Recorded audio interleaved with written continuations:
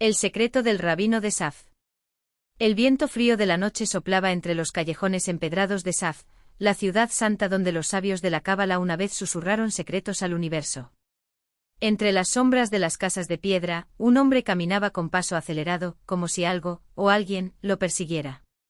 Su nombre era Daniel Benayún, un comerciante que había perdido todo en menos de un año, su tienda de telas en Jerusalén, su casa en Tel Aviv, incluso el respeto de su familia. Maldición, murmuró entre dientes, mientras sus dedos rozaban el pequeño amuleto de plata que colgaba de su cuello, un amsa desgastado por el tiempo. No era superstición. Daniel sabía que algo más oscuro lo acechaba. Su abuelo, un hombre que había sobrevivido al holocausto con solo una maleta de libros sagrados, le había advertido años atrás: hay cadenas que no se ven, hijo mío. Algunas se heredan como el color de los ojos, otras, como una deuda que nadie firmó. Ahora, con las deudas ahogándolo y los bancos cerrándole las puertas, Daniel recordaba esas palabras. Fue entonces cuando llegó a la puerta de una casa modesta, casi oculta entre los cipreses. El letrero en hebreo, apenas visible bajo la luz de la luna, decía: Rabino Eliezer a Cohen, estudioso de la Sefirot. Golpeó 3 veces, como le habían indicado. La puerta se abrió antes de que su mano cayera por tercera vez. El anciano que lo recibió tenía los ojos del color del ámbar al atardecer, profundos y brillantes como si guardaran siglos de secretos. Su barba blanca caía sobre un talit raído, y en sus manos, marcadas por el tiempo, sostenía un pergamino amarillento. Entra, Daniel Benayún, dijo el rabino, sin preguntar su nombre. El que busca romper cadenas ya lleva la llave colgando del cuello. Daniel se sobresaltó. El amsa bajo su camisa parecía arder. Dentro de la casa, el aire olía a cera de velas y a pergaminos antiguos. Las paredes estaban cubiertas de estantes repletos de libros, algunos tan viejos que sus lomos se deshacían al tacto. El rabino encendió una lámpara de aceite y señaló un banco de madera. Tu abuelo, que la paz sea con él, me visitó hace 30 años, comenzó el anciano, mientras desenrollaba el pergamino sobre una mesa de roble. Trajo consigo un star, un documento escrito por un sofer en el siglo XVIII. Era un contrato, pero no de los que firman los hombres. Daniel contuvo el aliento. En el pergamino, escrito en letra hebrea arcaica, se distinguían nombres y fechas, pero también símbolos que no pertenecían a ningún alfabeto conocido: espirales, ojos que parecían seguirlo, y una mano con 5 dedos extendidos, igual que su amsa. Esto es un sobar, explicó el rabino. Un lazo espiritual atado a tu sangre. Tu bisabuelo, un hombre llamado Jacob, tomó dinero prestado de un gvir, un hombre rico, en Salónica, antes de la guerra. Pero no era un préstamo común. El gvir era un Baal Shem, un maestro de los nombres divinos, y cobró su deuda con algo más que monedas, asterisco. ¿Y qué cobró?, preguntó Daniel, sintiendo un frío que no venía del invierno. Su descendencia, el rabino señaló una línea en el pergamino. Cada primogénito de tu familia estaría atado a la pobreza hasta que alguien rompiera el ciclo. Tu abuelo intentó hacerlo con oraciones, pero no fue suficiente. Tú, Daniel, eres el último eslabón. El silencio se extendió como una losa. Afuera, el viento aulló como un lobo herido. Entonces, ¿no hay esperanza? El rabino sonrió, mostrando dientes amarillentos pero firmes. Claro que la hay. La Torá dice: no habrá pobre entre vosotros, Deuteronomio 15, 4. Pero también dice: siempre habrá pobres en la tierra, Deuteronomio 3 y 11. La contradicción es la clave. La pobreza puede ser una prueba, o una maldición. Depende de quién la mira. Sacó de un cajón un pequeño cofre de madera de olivo. Dentro yacían 3 objetos: una moneda de plata con el rostro de un león, un trozo de lana roja, y un clav, un pergamino en blanco. El león representa a la tribu de Judá, de donde desciendes, explicó, entregándole la moneda. La lana roja es el hilo de Rachel, que simboliza la redención. Y el clav, eso lo escribirás tú. Daniel tomó los objetos con manos temblorosas. Mañana al amanecer, irás al monte Merón, a la tumba de Rabí Simón Bar Yochai, continuó el rabino. Allí escribirás en el clav el nombre de 72 letras, el Shema Meforás, pero no lo pronunciarás. Lo atarás con la lana roja a la moneda, y lo enterrarás bajo un olivo. Después darás tzedaká, caridad, sin que tu mano izquierda sepa lo que hace la derecha. Solo entonces la maldición se quebrará. ¿Y si fallo?, preguntó Daniel, sintiendo el peso de generaciones sobre sus hombros. El rabino lo miró con ojos que parecían ver a través del tiempo. Ya fallaste una vez al creer que el dinero era tuyo.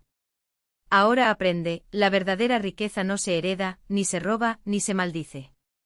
Se merece. Y a veces se rompe. Al día siguiente Daniel subió la montaña con el sol naciente teñiendo el cielo de púrpura. Entre los olivos centenarios, cavó un hoyo con sus propias manos, colocó el amuleto que había creado, y cubrió la tierra con lágrimas en los ojos.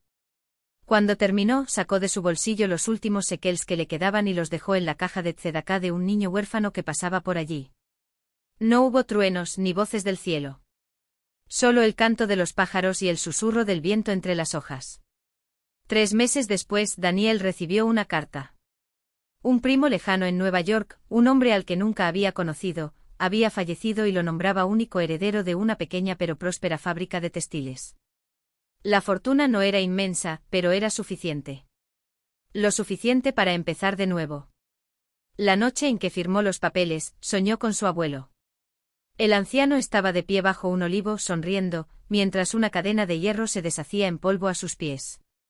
Al despertar, Daniel supo que la verdadera sabiduría no estaba en romper maldiciones, sino en entender que algunas cadenas solo se abren cuando dejamos de arrastrarlas. El viaje a Nueva York fue largo, pero menos pesado de lo que Daniel había imaginado. El barco cortaba las aguas del Atlántico con una determinación que él mismo no sentía, aunque llevaba en el bolsillo la carta del abogado y el billete de pasaje como amuletos contra el miedo.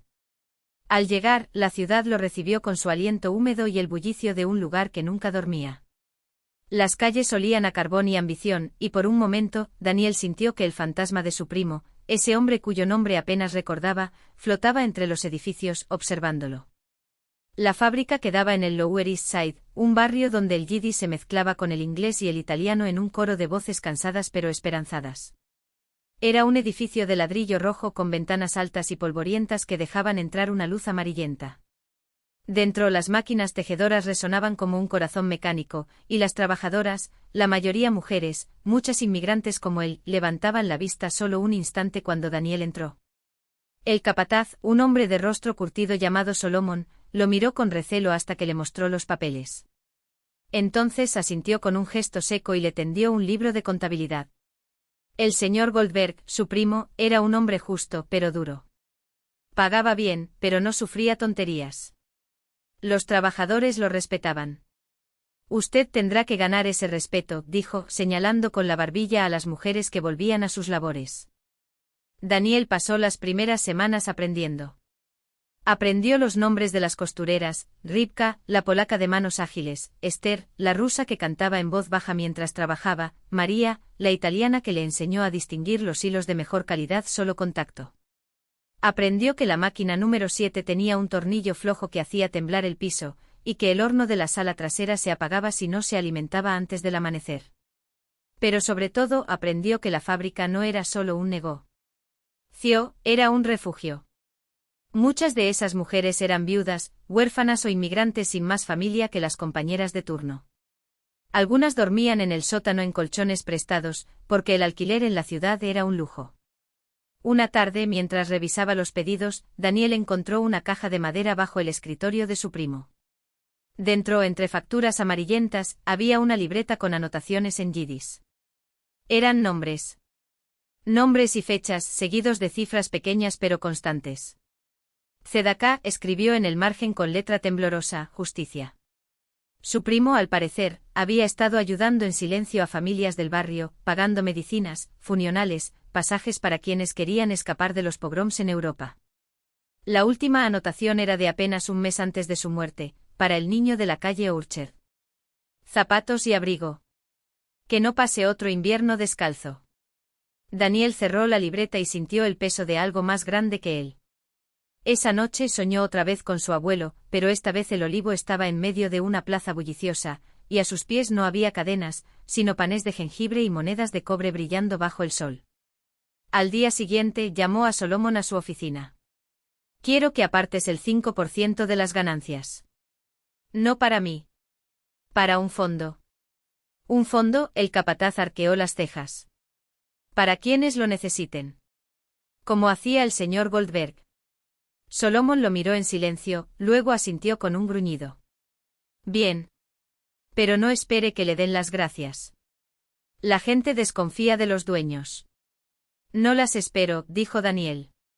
Basta con que no pasen frío. Los meses pasaron. La fábrica creció, no de forma espectacular, pero sí constante. Daniel contrató a un maestro para que diera clases nocturnas en el sótano a los niños del barrio, y permitió que las madres trajeran a sus pequeños mientras trabajaban, instalando una cuna vieja pero limpia en un rincón. A veces al caer la tarde se sentaba en los escalones de la entrada y observaba el ir y venir de la gente, los vendedores de pretzels, los niños jugando a la rayuela con tizas, las ancianas que negociaban el precio del pan. Una vez, una mujer con un bebé en brazos le dejó un pedazo de chaya envuelto en papel sobre el escritorio. No dijo nada, pero él entendió. Hasta que llegó la huelga. Fue en pleno invierno. Las máquinas se detuvieron un martes por la mañana, y Daniel bajó a ver qué pasaba. Las trabajadoras estaban de pie con los brazos cruzados, y Ribka, siempre la más callada, habló por todas. Señor Lienzo, el dueño de la fábrica de al lado, está pagando $2 más por semana. Nosotras hacemos el mismo trabajo. Daniel sintió el sudor frío en la nuca. Sabía que Lienzo explotaba a sus empleados, que les cobraba por los hilos rotos y les descontaba el salario si llegaban un minuto tarde. Pero también sabía que si no igualaba el pago, perdería a sus mejores costureras. ¿Y si les subo $1.50, pero añado 1 hora menos de trabajo los viernes?, propuso, aunque las palabras le supieron a derrota. Hubo murmullos. Esther cruzó los brazos con más fuerza. No es suficiente. Daniel respiró hondo. Podía ceder, pero entonces la fábrica quebraría en 6 meses. O podía resistirse y arriesgarse a que lo tildaran de tirano como a Lienzo. Miró a las mujeres, a sus rostros cansados pero firmes, y recordó la libreta de su primo. Justicia, había escrito. No caridad. Justicia. De acuerdo, dijo al fin. $2 más. Pero con una condición, que elijan a una representante. Alguien que hable por ustedes, que revise los libros de contabilidad una vez al mes y vea que todo está en orden. Que no haya secretos. El silencio que siguió fue incómodo. Luego María dio un paso al frente. Yo lo haré. Y así, sin fanfarrias, la huelga terminó. Años después, cuando Daniel ya era un hombre mayor y la fábrica había pasado a manos de María, Kerisalt, siendo más astuta para los negocios que él, se sentó en un banco del parque cerca del East River. El barrio había cambiado. O ya no olía tanto a carbón, y los niños corrían con zapatos en los pies. Una joven con un vestido azul se acercó y le ofreció un trozo de pan dulce. ¿No me recuerda, señor?, preguntó sonriendo. Soy la niña a la que su primo le compró un abrigo. El de la calle Orchard. Daniel la miró buscando en su rostro los rasgos de aquel invierno lejano. No, dijo al fin. Pero me alegra saberlo. La joven se rió y se alejó, dejando atrás el aroma a canela. Daniel cerró los ojos y por primera vez en mucho tiempo, no soñó con olivos ni con cadenas. Soñó con hilos, con manos tejiendo algo más fuerte que tela, un manto invisible que cubría el barrio, hecho de pequeños actos que nadie recordaría, pero que sostenían el mundo.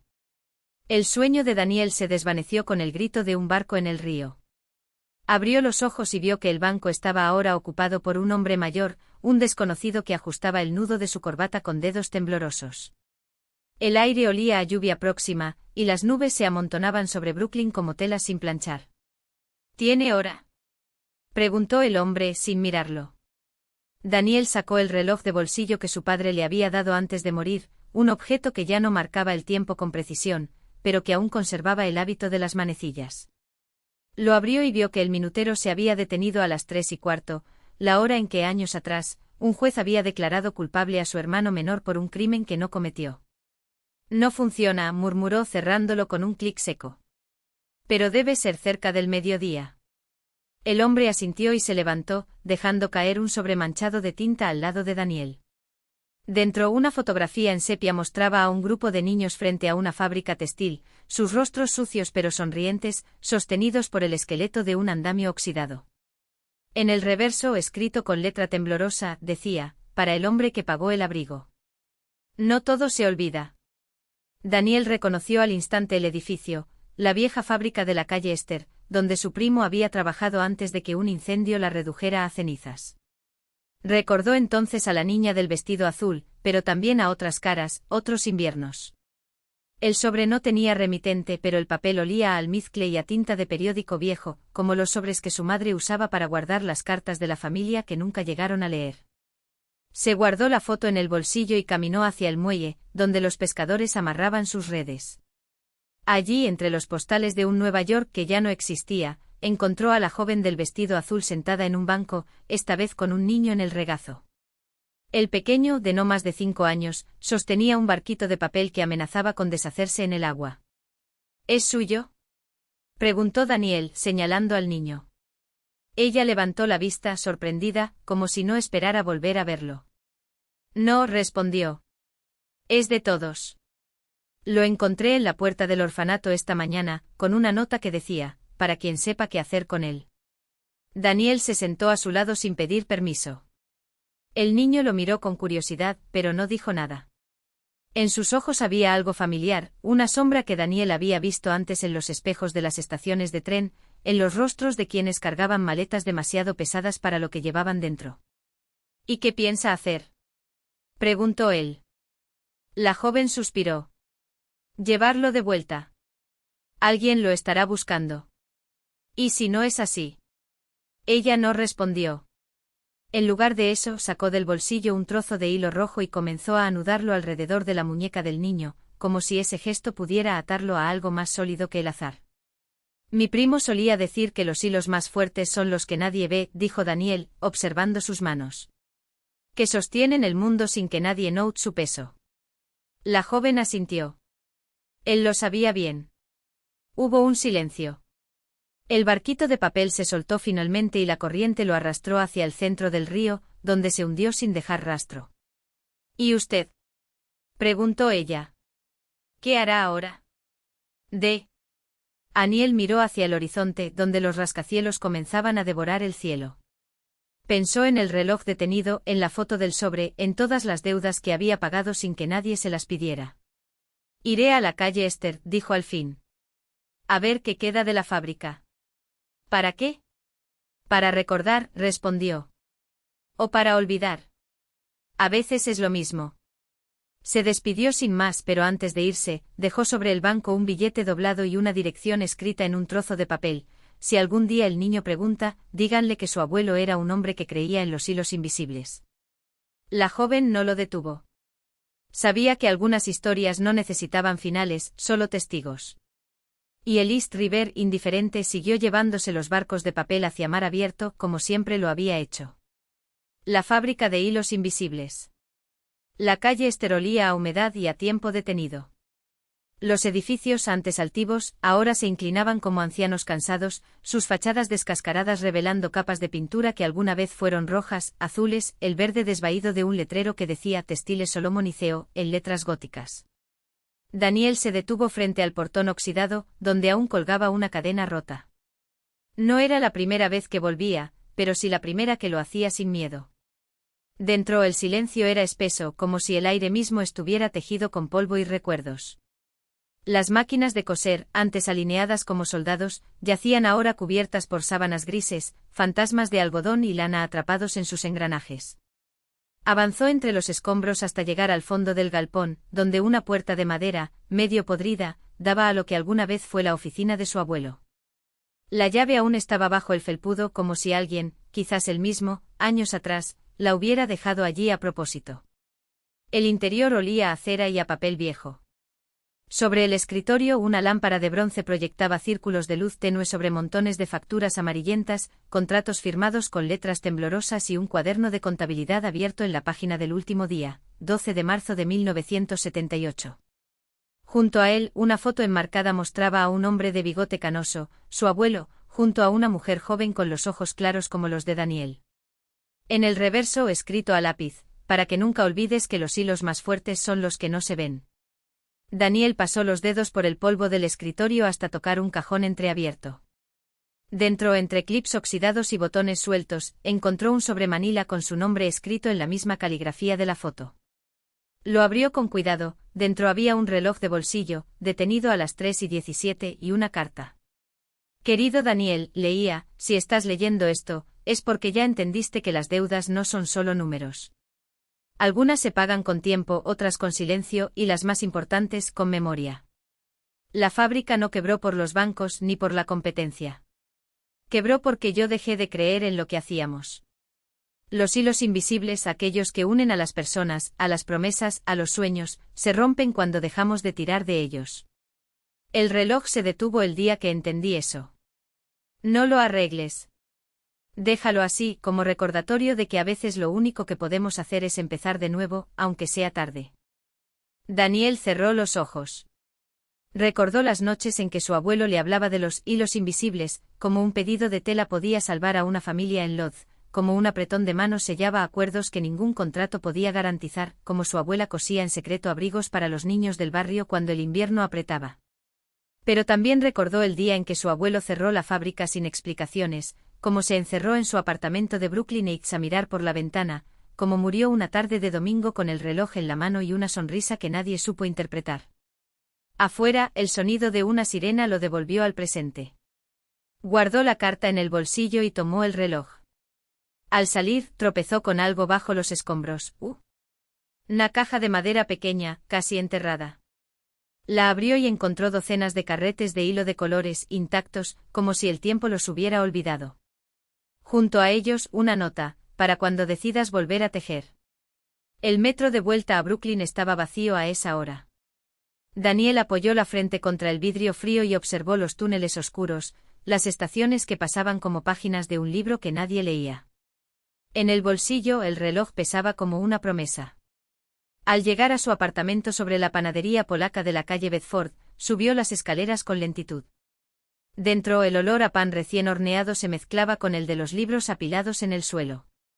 Sobre la mesa del comedor, una caja de cartón contenía los pocos objetos que había rescatado del almacén de su padre, un juego de ajedrez de madera, una bufanda de lana gruesa que su madre tejió antes de irse, y ahora, el reloj y los carretes de hilo.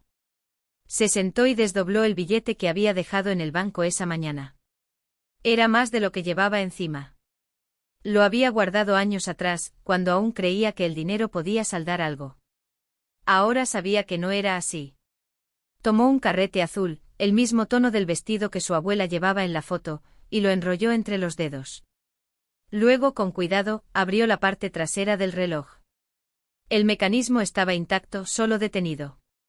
Con un soplo quitó el polvo acumulado y movió suavemente la rueda dentada.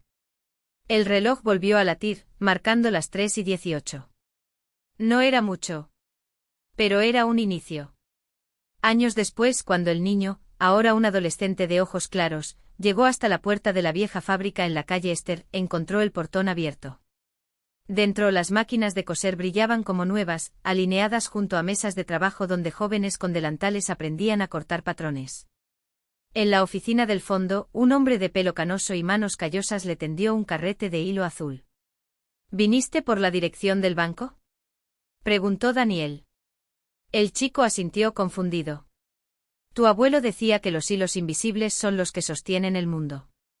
Yo solo los hago visibles. Y le enseñó a coser.